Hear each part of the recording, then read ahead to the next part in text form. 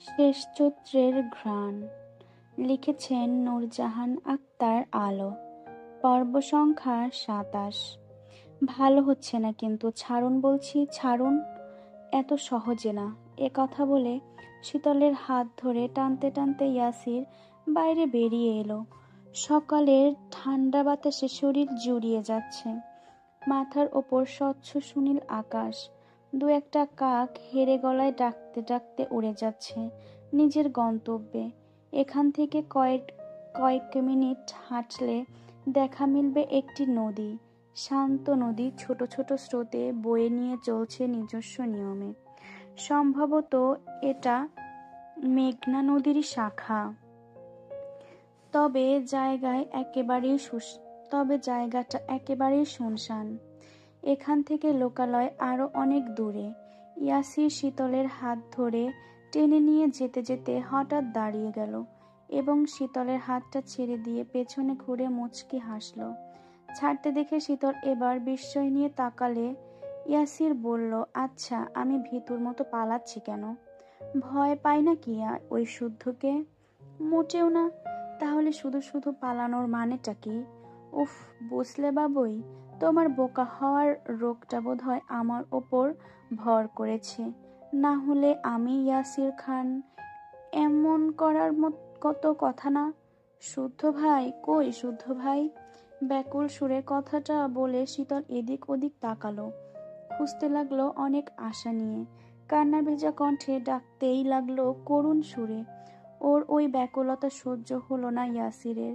সে শীতলকে নিয়ে ফিরে যেতে যেতে বলল, চলো ভেতরে গিয়ে অপেক্ষা করি, দেখি কখন আসে তোমার শুদ্ধ ভাই। আর আমিও রেডি হই তাকে স্পেশালভাবে স্বাগত জানানোর জন্য। ইয়াসিরকে পাল্টি খেতে দেখে শীতলের বাকহারা হয়ে তাকিয়ে রইল শুধু। ভয়ঙ্কর কোনো পরিকল্পনা করছে সেটাও বুঝতে বাকি রইল না। ভয়ে দুরু দুরু বুকে আল্লাহকে ডাকতে লাগলো সে। এতক্ষণ গাড়ি নিয়ে রাস্তায় দাঁড়িয়ে থেকে ইয়াসিরকে বের হতে না দেখে সেখানে বুড়াকও উপস্থিত হলো। জলদি বের হওয়ার তাগাদা দিল, কিন্তু ইয়াসির গো ধরে রইল, সে কোথাও যাবে না। লুকোচুরি খেলা নয়, এবার যা হবে সামনাসামনি। এমন পরিস্থিতিতে ইয়াসিরের কথা শুনে বুড়াক এক কোণে চুপটি করে দাঁড়িয়ে রইল। টেনশনে দরদর করে ঘামছে সে। খুব ভালো করে বুঝতে পারছে তার জীবনের অন্তিম মুহূর্ত চলে এসেছে। পালাতে গেলে ইয়াসির তাকে শুট করবে, না পারলে শুদ্ধর হাতে মরতে হবে। মনে মনে এসব ভেবে কাঠ হয়ে দাঁড়িয়ে সাইকো ইয়াসিরের কাণ্ড কারখানা দেখতে লাগলো। এদিকে ইয়াসির শীতলকে সোফায় বসিয়ে খাবার এনে মুখোমুখি বসলো। টেনশনে চুপসে যাওয়া শীতলের দিকে খাবার এগিয়ে দিয়ে খেতে ইশারা করলো, কিন্তু শীতল মুখ ঘুরিয়ে অন্যদিকে তাকালে পুনরায় বলল, খাও। গলা দিয়ে নামবে না, পানি দিয়ে গেলেও তবুও খাও। বলছি তো খাবো না। খাবে, খেতেই হবে। এক পর্যায়ে ইয়াসিরের জোড়াজুড়িতে বাধ্য হয়ে শীতল মুখে খাবার নিল। তারপর কান্না ভেজা সুরে বলল, ছেড়ে দিন না আমাদের। কি ক্ষতি করেছি আমরা? কেন আমাদের পেছনে পড়েছেন আপনি? আমার ব্যাপারে এত কিছু জানলে কিভাবে? কিছু জিজ্ঞাসা করেছি। মুখ খোলো বাবুই। আমি তোমাকে ব্যাড টাচ করতে চাই না। আমার কাছে অহেতুক জিদ করে নিজের সর্বনাশ ডেকে এনো না। শীতল বুঝলো মুখ না খুলে উপায় নেই, তাই বলল, স্বর্ণ আপু আপনার ব্যাপারে অনেক কিছু জানে। সেগুলো নোট করে ফাইলে রেখেছিল। ফাইলটা একবার ধরতে গেলে আপু বারণ করেছিল। বারণ করার কাজ করতে ভালো লাগে আমার। কি এমন আছে যে ধরতে বারণ করলো? সেটা দেখতেই চুপি চুপি ফাইলটা নিয়ে পড়েছি। আর সায়ন ভাইয়া একদিন রেগে আপনাকে গালি দিচ্ছিল, আপুকে অগ্নিকন্যা নামে ডাকায়, সেটা শুনেছি। সেই ফাইলে আপনার আবছা ছবিও ছিল। সেটা দেখে রেস্টুরেন্টে প্রথমে চিনতে পারিনি, তবে পরে চিনতে পেরে আপুর ভয়ে আর কিছু বলিনি, কারণ আপু তখন মারাত্মক রেগেছিল। তার মানে তোমার বোন আমাকে চিনতে পেরেছিল সেদিন। পাবলিক প্লেসে সিন ক্রিয়েট করবে না ভেবেই মূলত চুপ ছিল। আচ্ছা বাবুই, এখন যদি শুদ্ধ আসে চলে যাবে আমাকে ফেলে? খারাপ লাগবে না? না, কারণ আপনি আমাকে মেরেছেন। যারা আমাকে মারে বকে তারা আমার শত্রু। শত্রুর কাছে থাকার ইচ্ছে নেই আমার। আমি আদরও করতে পারি, করে দেখাই। ধরো শুদ্ধ এখানে এলো, এসে তোমার সামনে দাঁড়ালো, দাঁড়ানো সঙ্গে সঙ্গে মারা গেল। আমি শুটফুট কিছুই করলাম না, তাও মারা গেল। তখন পথ ক্লিয়ার, তবুও তুমি আমার হবে না বাবুই। একটু ভেবে বলো তো। কেন জানি তোমার সাথে বসে থাকার অবস্থাতেই রাখতাম না রাখতাম না তোমায়। জীবনে এই প্রথম কোনো মেয়ের সঙ্গে ভালো করে কথা বলার চেষ্টা করছি তোমার জেদের কারণে, তবুও মার খেলে। জেদ করে বড় বড় বুলি না আওড়ালে মারটা খেতে না পাখি। এ কথা বলে ইয়াসির প্রায়ই জোর করে ইয়াসির শীতলকে খাওয়ালো, খুব কাঁদলো, তবু এক প্রকার খাইয়ে ছাড়লো। খাওয়ানোর পর ফিচেল হেসে বলল, আপনজনের মৃত্যুতে কাদার জন্য হলেও শরীরে এনার্জি থাকা জরুরি। একটু খেলে এবার দেখবে মন ভরে কাঁদতে পারবে। এ কথা বলে ইয়াসির হাত ধুয়ে এসে বোরাককে বলল কি কি করতে হবে। সেই অনুযায়ী বোরাক কাজ করতে লাগলো। এদিকে অ্যাঞ্জেলিকার দেখানো মানুষটা ভুল ছিল। একজন যুবক তার গর্ভবতী বউকে কোলে করে নিয়ে যাচ্ছিল হাসপাতালের দিকে। দূর থেকে অ্যাঞ্জেলিকা সেই কাঙ্ক্ষিত মানুষ ভেবেছিল, কিন্তু যখন দেখলো ভুল, তখন আবার উঠতে লাগলো। সংকেত পেয়ে হন্য হয়ে খুঁজতে লাগলো, ডানা ঝাপটিয়ে ঝাপটিয়ে। এদিকে চলন্ত গাড়িতে বসে শুদ্ধর ফোনে তখন আচমকা লোকেশন শো করলো। অবাক হলেও আর অপেক্ষা করার সময় নেই। তখন ইয়াসিরের সিক্রেট ডোনে কাছেই ছিল তারা।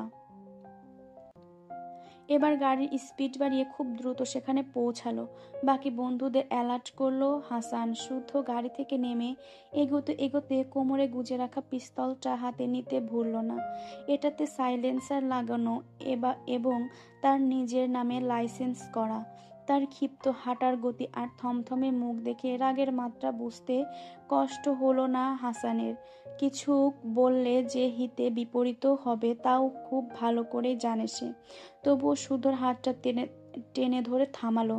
তারপর আমতা আমতা করে বলল, ভাই থাম, এত হাইপার হোস না। আমাদের মাথায় রাখতে হবে শীতল এখনো ওদের কাছে। একটা ভুল শীতলের বিপদ বাড়বে, বই কমবে না। যা করার সাবধানে করতে হবে আমাদের। মনে রাখতে হবে তীরে এসে তরি ডোবানো যাবে না। শুধু থমথমে মুখে চোয়াল শক্ত করে হাত ছাড়িয়ে নিয়ে ঢুকলো বাড়িটার ভেতরে। কারো পায়ের পদধ্বনি শুনে ইয়াসির মুচকি হাসল। ঘাড় ঘুরিয়ে তাকালো হাত মুখ বেঁধে মেঝেতে ফেলা শীতলের দিকে। শুদ্ধ পৌঁছে গেছে, তার লোকরাও তাকে জানিয়েছে। তবু ওর চোখে মুখে আতঙ্কের লেশমাত্র নেই। শুধু একবার বুড়াকের দিকে তাকালো। বুড়াক হ্যাঁ বোধক মাথা নাড়ালো, অর্থাৎ তার আদেশ মোতাবেক কাজ সম্পন্ন হয়েছে। ঠিক তখনই সেখানে শুদ্ধ উপস্থিত হলো। গেট পেরিয়ে গটগটিয়ে ঢুকলো। শীতল এক বুক আশা নিয়ে এতক্ষণ দরজার দিকেই তাকিয়েছিল। তার বিশুদ্ধ পুরুষকে দেখে কান্নার বাঁধ ভাঙল।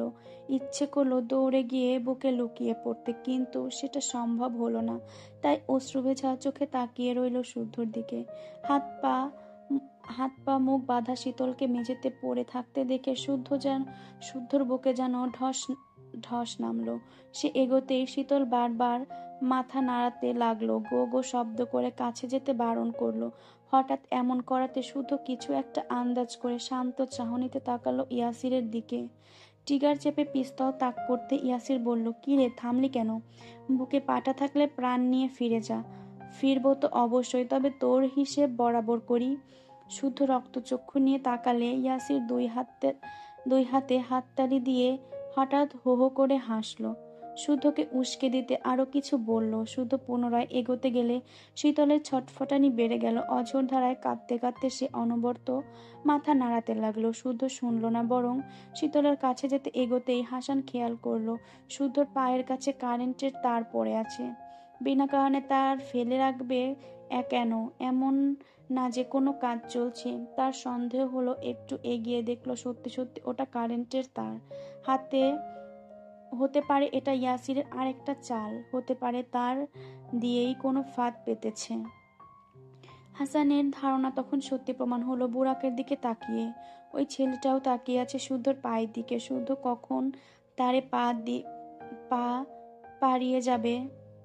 পাড়িয়ে যাবে আর কারেন্টে শক খাবে। এমন শক যে বাপ ডাকারও সময় পাবে না। অতঃপর শীতলের চোখের সামনে মরবে শীতলের বিশুদ্ধ পুরুষ। শীতল নিখোঁজের কয়েক ঘন্টার মধ্যেই সিমিনকে নিয়ে স্বর্ণ ফিরে এলো চৌধুরী নিবাসে। বাড়িতে তখনও থমথম ভাব, কিন্তু সিমিনকে দেখে যে সিরাত রাগঝাগ করার কথা তেমন কিছুই করলেন না। সিমিন বাড়ি ফিরে বড় জায়ের সামনে মাথা নিচু করে দাঁড়াতেই সীতারা মুখটা অন্যদিকে ঘুরিয়ে শুধু থমথমে সুরে বললেন, কেউ যেন আমার সাথে কথা না বলে। যদি কথা বলতেই হয় তাহলে সে যেন ওয়াদা করে যে যেসব কাজ করেছে সেই কাজ আর কখনো করার স্পর্ধা দেখাবে না। চৌধুরী নিবাসের চৌকাঠ পেরিয়ে কোথাও যাবে না। যদি যাওয়ার চিন্তা থাকে তাহলে এখনই আবার চলে যাক। আমরা তো পরকে কি আর পেটের কথা বলা যায়? যায় না তো। এজন্যই পেটে কথা রেখে বিপদ নিজের ঘাড়ে টেনে নিয়েছে। তাই আবার গর্ব করে বলে, আমি নাকি কারো বড় বোন, আমাকে বড় বোনের মতো সম্মান করে। এ হচ্ছে সম্মানের নমুনা। কোথায় ছেলের মা হয়ে আমি মুড দেখাবো তা না, সেই উল্টো আমাকে মুড দেখিয়ে ঢ্যাং ঢ্যাং করে বেরিয়ে গেল। বড় জায়ের কথা শুনে সিমিন হুহু করে কেঁদে ফেললেন। অনুশোচনায় সে বিচ্ছিরিভাবে দগ্ধ হচ্ছেন এ কথা বলার অপেক্ষা রাখে না। ওদিকে শুদ্ধর সঙ্গেও যোগাযোগ করা যাচ্ছে না। শাহাদাত চৌধুরী আর জুবাইর চেষ্টা চালিয়ে ছুটেছেন ওদের উদ্ধার করতে। সে যে শীতলকে কিডন্যাপ করেছে সে নাকি ডেঞ্জারাস মানুষ। কি যে হবে বুঝে উঠতে পারছেন না কেউ। এসব মিলিয়ে পুরো চৌধুরী নিবাসে চলছে শ্বাসরুদ্ধকর অবস্থা। এমনিতে সব এলোমেলো, তার উপরে জায়ের অভিমানী কথাবার্তা শুনে সিমিন যেন দাঁড়িয়ে থাকার শক্তিটুকু পেলেন না। না চাইতেও বসে পড়তেই জলদি সীতারা আগলে নিলেন ওনাকে। কাঁদতে কাঁদতে দুচা জড়িয়ে ধরলেন। কান্নার মাতম পড়লেও এ বিপদের মাঝে পূর্বের কথা উঠালেন না কেউ, আর না কারো প্রতি কেউ রাগ পুষিয়ে রাখলেন। শখ ছলছল চোখে শুধু দেখে গেল 3 মায়ের অভিমান ভাঙার পর্ব।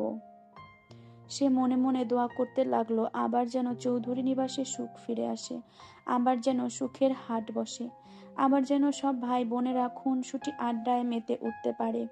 তাদের প্রতি ঘনিয়ে আসা সকল বিপদ দূর হোক, সমস্ত অশান্তির কর্পূরের মতো উড়ে যাক। মাকে বাড়ি পৌঁছে দিয়ে স্বর্ণ ছুটেছে সায়নের পার্টি অফিসে, কিন্তু সায়ন সেখানে নেই। অফিসের দরজায় তালা ঝোলানো। রুবাব সায়ন কোথায় জানে না কেউ। বাংলা প্রচলিত কথায় আছে, বিপদ যখন আসে চারদিক থেকেই আসে। স্বর্ণ আজমকে নিয়ে সায়নের খোঁজ করতেই জানা গেল সুধর গোপন ল্যাবের সন্ধান পেয়েছে ইগরের লোক, তবে কোনোভাবেই ভেতরে ঢুকতে পারছে না। বারবার ভুল পাসওয়ার্ড দেওয়াতে সেটা লক হয়ে গেছে। সারা রাত ধরে আপ্রাণ চেষ্টা করেছে লক ভাঙার, কিন্তু সেটা সম্ভব হচ্ছে না। কিন্তু কোনোভাবে যদি ওরা ভেতরে ঢুকতে পারে তাহলে শুদ্ধর অক্লান্ত পরিশ্রমের ফল ইগর বিনা বাধায় হাতিয়ে নেবে। যেখানে লাখ নয়, 1000 কোটি টাকা চলে আসবে হাতের মুঠোয়। ইগর যে এটার উদ্দেশ্য আবার দেশে ফিরেছে বুঝতে বাকি নেই। তাছাড়া ঐশ্বর্য আছে যে ওই ল্যাবে। ইগর যে পরিমাণে রেগে আছে, ঐশ্বর্য হাতের কাছে পেলে শ্বাস আটকে মেরে ফেলবে। কিন্তু থামাতে হবে, যে কোনো মূল্যেই থামাতে হবে। এ খবর শুনে স্বর্ণ লাগাতার ফোন দিতে থাকলো সায়নকে, কিন্তু সায়ন বা রুবাব কেউ কল ধরছে না। এক নাগাড়ে কল দিতে দিতে এক পর্যায়ে কল রিসিভ করলো সায়ন। বলল, এদিকে আসা লাগবে না, বাড়ি যা। আমার ভাইয়ের সম্পদ রক্ষা করার জন্য আমি যথেষ্ট। রুবাব, ভাই কোথায়? রুবাব, শুদ্ধর বাকি ফ্রেন্ডরা সবাই এখানেই আছে। থেকে করছেটা কি? তোর বাপের বাসর সাজাচ্ছে। এ কথা শুনে স্বর্ণ দীর্ঘশ্বাস ছাড়ল। এ ছেলে আদৌ শুধরাবে না বোধ হয়। আর তার উপরে রেগে কত কথা শোনাবে এটাও অজানা নেই। এজন্য সে কথা না বাড়িয়ে বলল, ওখানে হাঙ্গামা করে মানুষ জানিও না, কাজেই সাবধান। আমি তো গু খাওয়া গরু, বুঝি না কিছু, ফোন রাখ। এ কথা বলে সায়ন গজগজ করতে করতে কল কেটে দিল। স্বর্ণ কান থেকে ফোন সরিয়ে মৃদু হাসল। এই রাগ ভাঙাতে যে কত কি সহ্য করতে হবে। তবে সারাফাত চৌধুরী সায়নকে বাড়ি থেকে বের করেছে এ কথাটা বাড়িতে এসে জানল সে। কষ্ট পেলেও কাউকে কিছু বলেনি। পাগলটা বাড়ির বাইরে থাকতে পারে না, খুব ভালো করে জানে না। বাড়ির খাবার না খেলে অস্থির অস্থির করে, হোক ডাল ভাত, তবুও তার বাড়ির খাবারই চাই। সে যাওয়ার পর কিছু কি খেয়েছে নাকি ওভাবেই ছুটে বেড়াচ্ছে? মনে মনে এসব ভেবে বাড়ির দিকে হাঁটা ধরলো স্বর্ণ। আজব পেছন পেছন গিয়ে স্বর্ণকে বাড়িতে পৌঁছে দিয়ে ছুটলো সায়নের কাছে। কারণ সায়ন তাকে কল করে পই পই করে বলেছে স্বর্ণ যেন কোনোভাবেই এদিকে না আসে, এসেও কাজের কাজ কিছু হবে না, কারণ শুদ্ধ যা ক্ষতি হওয়ার হয়ে গেছে। ইগোর হাত ভর্তি করে লুটে নিয়েছে শুদ্ধ সব পরিশ্রমের ফল। আরেকটা দুঃখজনক ব্যাপার, ঠিক সময় পৌঁছালেও কেউ ঐশ্বর্যকে সুস্থ অবস্থায় উদ্ধার করতে পারেনি। ঐশ্বর্যের শরীর এক পাশ ঝলসে গেছে অ্যাসিড জাতীয় কিছুতে। বেচারি আপ্রাণ চেষ্টা করেছিল ভাই তুল্য শুদ্ধর একটা আবিষ্কার রক্ষা করতে, কিন্তু সেটা সম্ভব হয়নি, বরং গুরুতর আহত হয়ে আইসিইউতে মৃত্যুর সঙ্গে পাঞ্জা লড়ছে। কিছু হবে বলা যাচ্ছে না। তার অবস্থা যেমন তেমন, এখন রুবাবকে সামলানোই কষ্টসাধ্য হয়ে দাঁড়িয়েছে।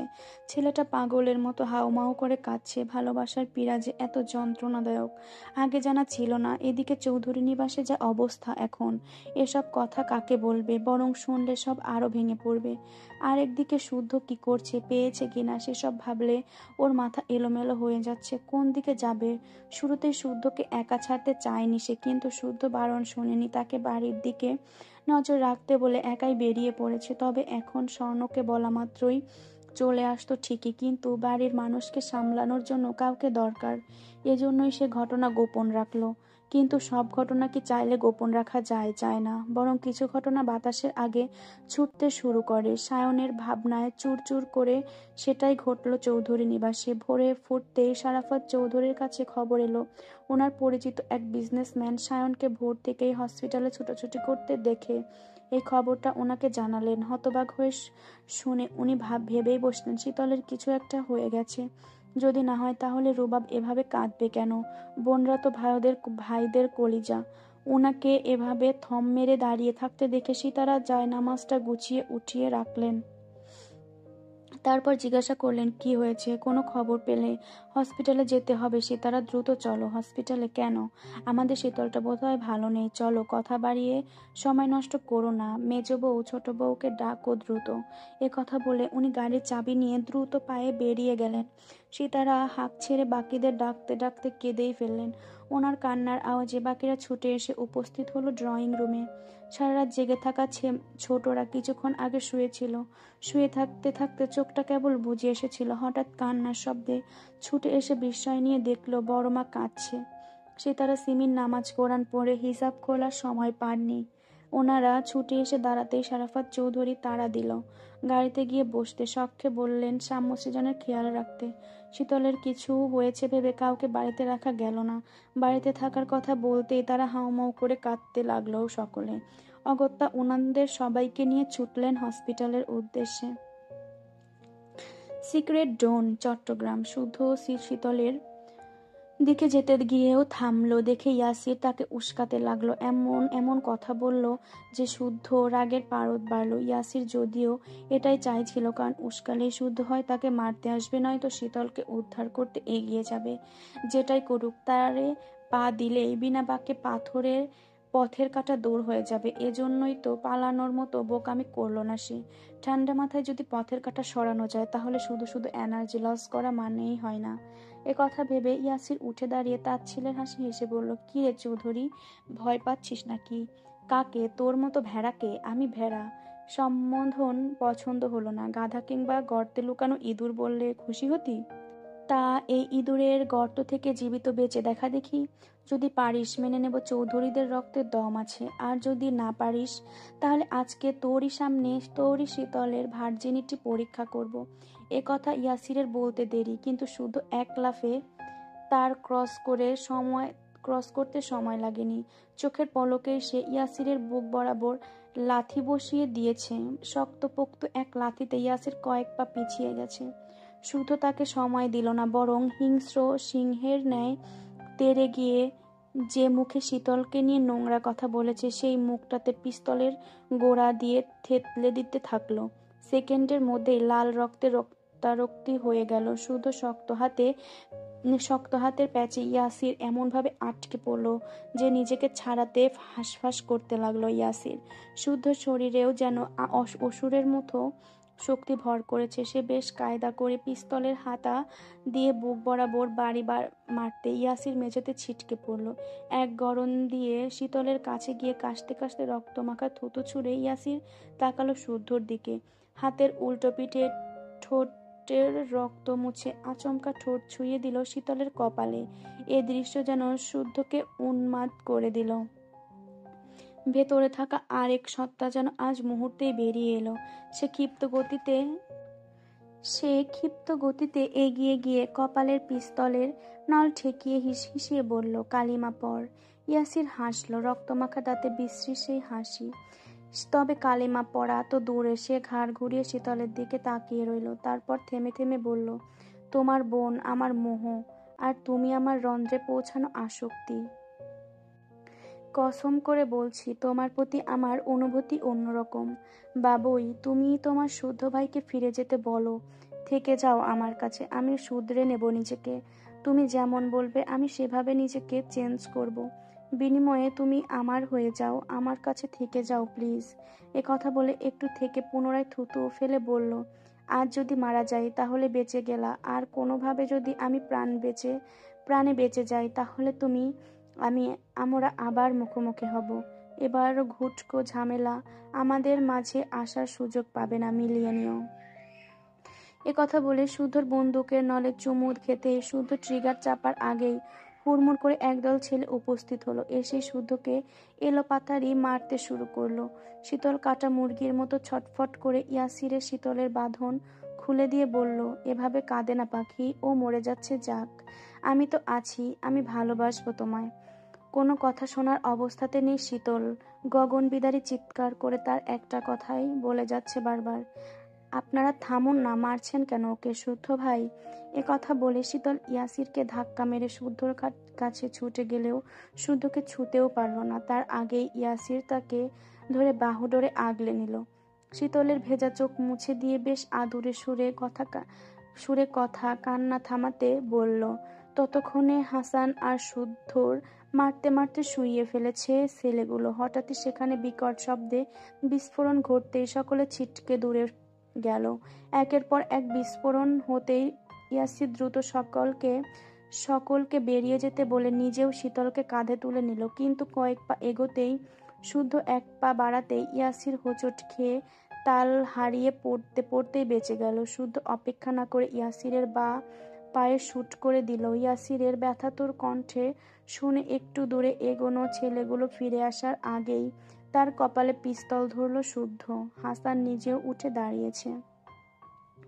ইয়াসির আটকে গেছে দেখে বুড়াক ছেলেদের মাঝে দাঁড়িয়ে নিজেকে আড়াল করে শুট করল শুদ্ধর বুক বরাবর।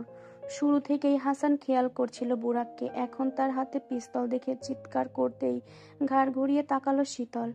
তার টার্গেট বুঝে হাসান আর শীতল দুজনেই তড়িৎ শুদ্ধকে এক ধাক্কা দিয়ে সরালো ঠিকই, কিন্তু গুলি বিঁধল শীতলের বাহুতে এবং নিজেকে সামলে না নিতেই ভুলক্রমে পা দিয়ে বসলো কারেন্টের তারে। সেকেন্ডের মধ্যে কারেন্ট শকে শরীর কেঁপে উঠল শীতলের শরীর। শুদ্ধ তার দিকে যেতে গেলে হাসান শুদ্ধকে সরিয়ে দিল। চিৎকার করে বলল, শীতলকে এখন না ধরতে, কিন্তু শুদ্ধ শুনলে তো। সে আবার ছুটে যেতে গেলে হাসান শুদ্ধকে পেছন থেকে শক্ত করে ধরে কাঁদতে কাঁদতে বলল, থাম ভাই থাম, ওকে ধরিস না, তুই মরে যাবি, সুইচ খোঁজ। শুদ্ধ নিজেকে ছাড়াতে সবাইকে অবাক করে দিয়ে ইয়াসির খোঁড়াতে গিয়ে সুইচ অফ করে দিল। শীতল ধপ করে পড়ল মেঝেতে। হাসান কোনোভাবেই শুদ্ধকে ধরে রাখতে পারছে না, চিৎকার করে শুদ্ধ তাকে ছাড়তে বলছে। এক পর্যায়ে শুদ্ধ হাসানকে ধাক্কা মেরেই দৌড়ে গেল শীতলের কাছে। মাথাটা তুলে নিল ইয়াসিরের কোলে, নিজের কোলে। গাল চাপড়ে ডাকতে থাকলো করুণ সুরে, কিন্তু ততক্ষণে শীতলের চোখ বুজে গেছে। শক্ত মেঝেতে আছড়ে পড়ে কপালের সবুজ কালছিটে পড়ে গেছে। সে আবার ডাকলো, এই ওঠ না শীতল, এই শীতল, আমি ডাকছি তো নাকি? খবরদার বলছি, অজ্ঞান হওয়ার ভান করবি না, খুব মারবো কিন্তু। এ কথা বলে হঠাৎ খেয়াল করলো শীতল শ্বাস নিচ্ছে না। দুহাত দিয়ে বুক চেপে চাপ দিলেও কাজ হলো না। এবার মাউথ টু মাউথ রেসপিরেশন করলো। আবার ডাকলো, শীতল, এই শীতল, দেখ না আমি এসেছি, চোখ খোল, তাকা আমার দিকে, তাকা। আমার আমিটাকে কেড়ে নিয়ে এখন আমাকে ছেড়ে চলে যাওয়ার পায়তারা করছিস তুই? কেন? আমাকে জ্বালানোর শখ মিটে গেছে এত তাড়াতাড়ি? তুই না বলেছিলি আমার বউ হবি, আমার সঙ্গে তোর স্বপ্নের দেশ নরওয়েতে যাবি, আমার হাত ধরে গোলাপি রঙা আকাশ দেখবি। আমি এসেছি তো। তাকা প্লিজ, একবার তো তাকা। ভেজা কণ্ঠে একথা বলে শুধু থামলো। জোরে জোরে কবার শ্বাস নিয়ে এই প্রথমবার স্বেচ্ছায় শীতলের কপালে খুব যত্ন করে আদর এঁকে দিল। এটা করতে গিয়ে তার চোখ দিয়ে ঝরঝর করে কয়েক ফোঁটা অশ্রু ঝরে পড়ল অবচেতন শীতলের গালে। কত যত্নে হাত বুলালো গল গল গল করে রক্ত বের হওয়া শীতলের বাহুতে। কাপা কাপা হাতে সে সেখানে রুমাল বাঁধলো। তারপর শীতলকে কোলে তুলে বিড়বিড় করে বলল, তোর মৃত শরীরের ভার বহন করার শক্তি কি আমার আছে? বল। নেই তো, একদমই নেই। খবরদার মরার পায়তারা করবি না। যদি করিসও তবে জেনে রাখ, তোর কবরের পাশে কবরটা হবে তোর বিশুদ্ধ পুরুষের। এ কথা বলে টালমাটাল পায়ে শীতলকে নিয়ে সে বেরিয়ে এলো। হাসান নিজেও বেরিয়ে এলো শুদ্ধর পেছন পেছন। অ্যাঞ্জেলিকা উড়ে এসে বসলো শুদ্ধর কাঁধে। শব্দ করে ডাকতে লাগলো শীতলকে। তার ডাকে সাড়া না দিলেও উড়ে গিয়ে বসলো শীতলের পেটের ওপর। হাতে দুটো ঠোকর দিয়ে বোঝালো তাকে একটু আদর করতে। কিন্তু শীতল কি আর সে অবস্থায় আছে? অতঃপর তারা গাড়িতে ছুটলো হাসপাতালের দিকে। বিপদের দিনে নাকি বিপদ না এলে বিপদ মানায় না। ছোটখাটো হসপিটালে যা সন্ধান পেয়েছিল সেখানে নাকি ডাক্তার থাকে না, এখনও নেই। নার্সগুলো যেন ভিআইপি কোনো পার্সন। তাদের কিছু বললে গুরুত্ব তো দিলই না, মুখ বাঁকিয়ে ফোন টিপায় মনোযোগ দিল। অন্য সময় হলে এদের সাইজ করে তবেই শুধু বের হতো, কিন্তু হাতে সময় নেই দেখে হাসান জেট হসপিটালে মাঠে আনার ব্যবস্থা করলো। জেটের চালকও আশেপাশে থাকায় দ্রুত চলে এলে তারা উড়াল দিল ঢাকার পথে। এইটুকু সময় শুদ্ধ শীতলকে এমনভাবে তার বাহুডোরে আগলে রাখলো যেন ছাড়লে সে হারিয়ে যাবে। অতঃপর তারা ঢাকার নিজস্ব হসপিটালে পৌঁছতেই ডাক্তার নার্সরা ছুটে এলো। স্ট্রেচারে শীতলকে শুইয়ে ছুটে গেল ওটির রুমে। বন্ধ ওটির রুমে দরজার দিকে একবার তাকালো নিজের রক্তাক্ত হাতের দিকে। তারপর বিড়বিড় করে বলল, আমাকে ছেড়ে যাওয়ার পায়তারা করবি না, ভুলেও না। আমি কিন্তু এসব ফাজলামি মোটেও বরদাস্ত করব না। কেননা আমার এই জীবন ভাজা ভাজা করার জন্য হলেও তোকে প্রয়োজন। আমার অশান্ত বুকটা শান্ত করতে তোর কুৎসিত মুখের হাসিটুকু প্রয়োজন। যদি এর বিপরীত কিছু ঘটে তবে আমি আমার জীবনের মায়া করব না, এইটুকুও করব না। বিশ্বাস না হলে ফাঁকি দিয়ে মিলিয়ে নিস তোর অনুপস্থিতিতে শুদ্ধর কোনো অস্তিত্ব পৃথিবীতে থাকে কিনা, আমি রাখি কিনা। আমি মুখে বলছি ভালোবাসি না, বাসবও না, তবে ছেড়ে থাকার কথা একবারও বলিনি। বলবই বা কিভাবে? ছেড়ে থাকতে পারলে তো। To be continue.